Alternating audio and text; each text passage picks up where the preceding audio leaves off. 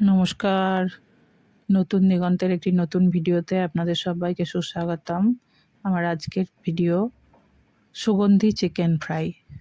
ওই জন্য আমি চিকেনটাকে নুন হলুদ মাখিয়ে ওর মধ্যে আদা রসুন আর লঙ্কার পেস্ট দিয়েছি, আর গন্ধরাজ লেবুটাকে গ্রেট করে প্রথম একটু যে খুব গাঢ় রঙের যে সবুজ অংশটা থাকে সেইটা আমি একটু গ্রেট করে ফেলে দেবো প্রথমে। তারপর যে হালকা সবুজ অংশের লেয়ারটা থাকে সেই লেয়ারটা আমি এখানে ইউজ করব। খুব ভালো করে আমি গ্রেট করে নিচ্ছি।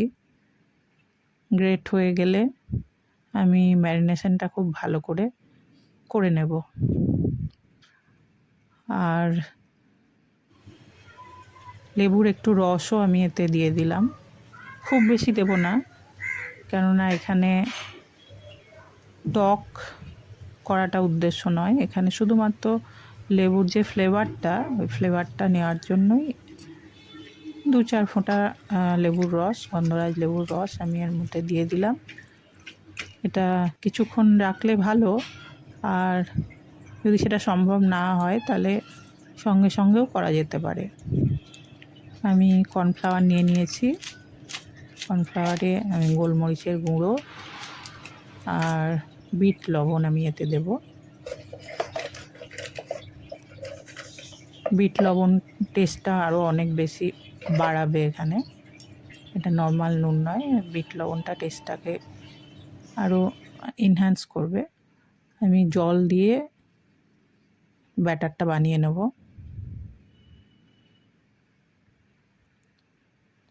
ব্যাটারটা বানিয়ে আমি চিকেনগুলো ওর মধ্যে ডুবিয়ে আর কর্নফ্লাওয়ার গুঁড়ো করে রেখেছি ওর মধ্যে আমি এগুলোকে মাখিয়ে নেব। ওলট পালট করে এপিট ওপিট করে পুরো মাখিয়ে নেব। আর মাখানোর পর ডিপ ফ্রাই করতে পারেন, কিন্তু আমি এখানে এয়ার ফ্রায়ারে দেব। আমার বাড়িতে একটু হেলথ ইস্যু আছে, ওই জন্য আমি এখানে এগুলো ডিপ ফ্রাই করছি না। আমি এখানে পেপারটার ওপরে এগুলো সব লম্বা লম্বা করে সাজিয়ে আমি এর ওপরে তেল স্প্রে করব। তেল স্প্রে করে এয়ার ফ্রায়ারে 200 ডিগ্রি সেন্টিগ্রেডে প্রায় 15 মিনিট রাখতে হবে, তবেই একটা ব্রাউন ব্রাউন কালার আসবে এতে। আমার চিকেন ফ্রাই রেডি। আপনাদের কার কেমন লাগলো অবশ্যই জানাবেন।